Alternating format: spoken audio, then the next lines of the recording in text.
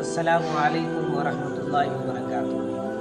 हम दुनिया में देखते हैं कि जब किसी इंसान के अंदर कुछ बदलाव महसूस होता है, वो अपने जिस्म में एक बदलाव महसूस करता है, तो वो फ़िक्रमंद हो जाता है कि भाई मुझे कहीं कोई बीमारी तो नहीं लग गई। आखिर क्या वजह है कि मेरे बदन में ये तब्दीली आई, मेरे जिस्म में ये तब्दीली कैसे आई।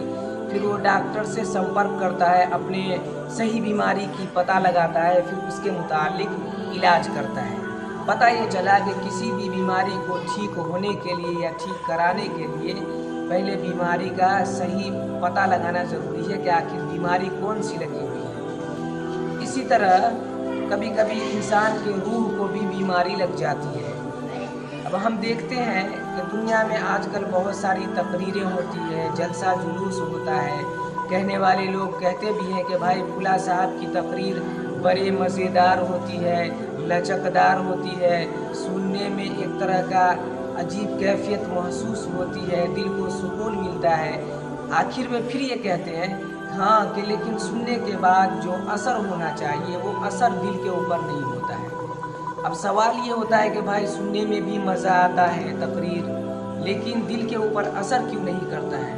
तो इसकी वजह यह है कि अल्लाह के नबी सल्लल्लाहु अलैहि वसल्लम ने फरमाया कि जब इंसान एक गुनाह करता है तो उसके दिल के ऊपर सियाह धब्बा लग जाता है, और जब इंसान अपने गुनाह से तौबा कर लेता है तो उसके दिल का जो धब्बा होता है वो दूर हो जाता है। और अगर इंसान अपने गुनाह से तौबा नहीं करता तो वो धब्बा दिल के ऊपर फैलता ही रहता है, हत्ता कि इंसान का पूरा दिल काला हो जाता है।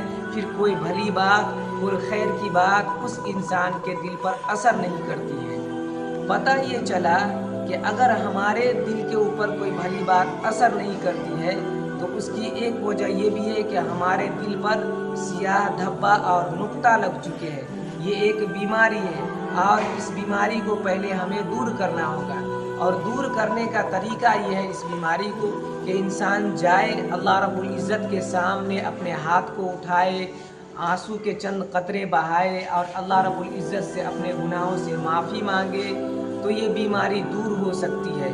और जब ये बीमारी दूर हो जाएगी तो इंशाअल्लाह जो खैर की बात है, जो भली बात है, जो अच्छी बात है, वो हमारे दिलों पर असर भी करेगी। अल्लाह ताला अमल की तौफीक अता फरमाए।